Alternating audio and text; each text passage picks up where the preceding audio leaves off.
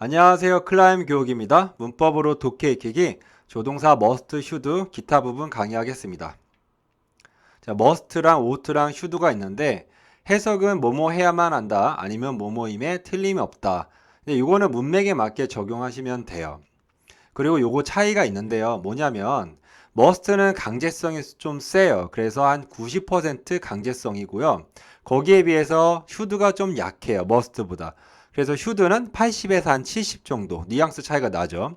그리고 이제 have to랑 ought to는요. 강제성이 좀 약해요. must보다. 그래서 뉘앙스 차이가 이렇게 살짝 구분이 된다. 이해하시면 좋을 것 같아요. 그럼 예문 한번 보면서 설명을 할게요. 1번이요. 당신은 착용해야만 합니다. 수영복을요? 여기서요. 그러니까 만약에 수영복 착용 안 하면 강퇴되는 거예요. 이런 식으로 강제성이 센 게 must예요. 자, 그는요, 서둘러야 합니다. 당신은요, 일에만 할 것입니다. 초과 시간을요, 내일이요. 당신은요, 놓치지 말아야만 합니다. 이번 기회를요. 그래서 must가 강제성이 한 90, should가 좀 더 약해서 80, 그리고 must보다 좀 약한 게 have to, ought to 이렇게 이해하시면 돼요. 그러면 이제 must 다음에 have 플러스 pp 쓰면요. 이게 강한 추측이 돼요. 그래서 뭐뭐이었음이 틀림없었다라고 해석하면 되거든요. 한번 해석을 해볼게요. 그녀는요, 아무것도 말하지 않았습니다. 그녀는요, 화남이 틀림없습니다. 이렇게요. 그는요, 말했음이 틀림없습니다. 거짓말을요. 그는요, 잃어버렸음이 틀림없습니다. 무게를요. 그래서 lose weight가 살 빼다죠. 그녀는요, 머무름이 틀림없습니다.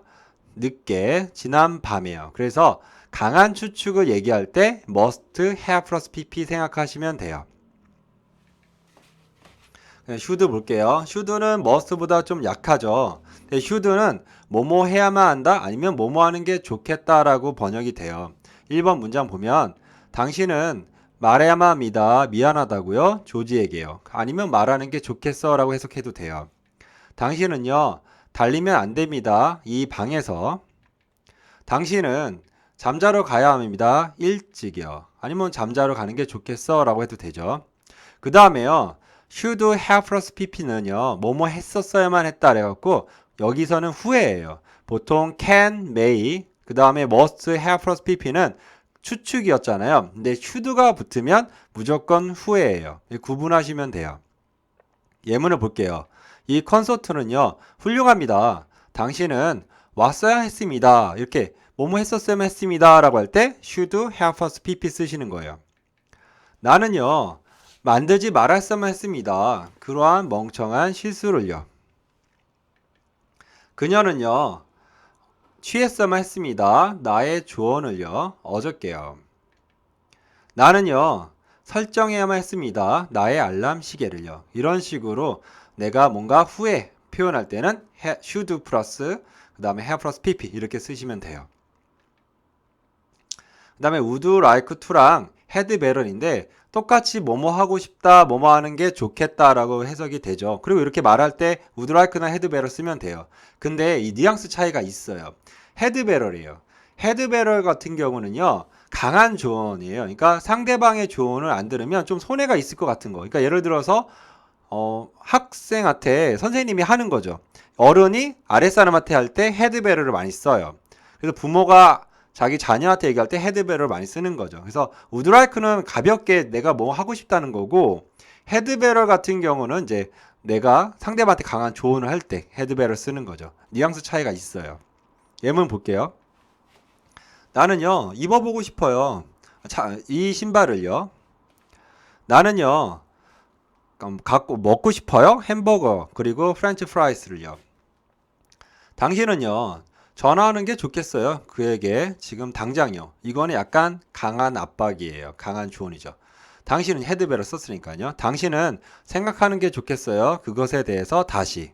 자, 이제 뉘앙스 차이가 느껴지죠. 그 다음에 used랑 would인데 used는 뭐뭐 하곤 했다고 would도 때로는 뭐뭐 하곤 했다라고 번역이 돼요.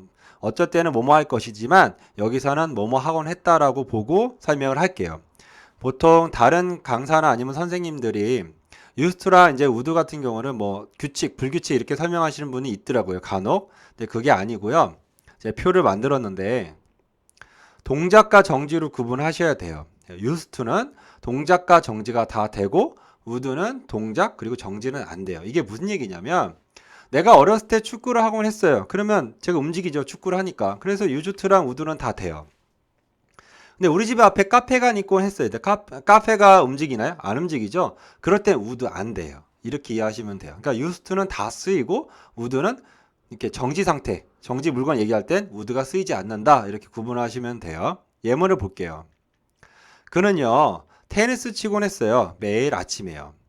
여기는 뭐 우드를 써도 돼요. 나는요, 야구를 하곤 했어요. 뒷뜰에서요. 동작이니까 우드 쓰는 거죠. 거기에는요, 버스 정류장이 있곤 했어요. 여기에요. 버스 정류장이 움직이는 게 아니잖아요. 그럴 때는 used 쓰는 거예요. would 쓰면 안 돼요. 내가 어렸을 때요, 나는 캠핑 가곤 했어요. 나의 친구들과요. 5번이요, 대는요, 살곤 했어요. 작은 도시에요.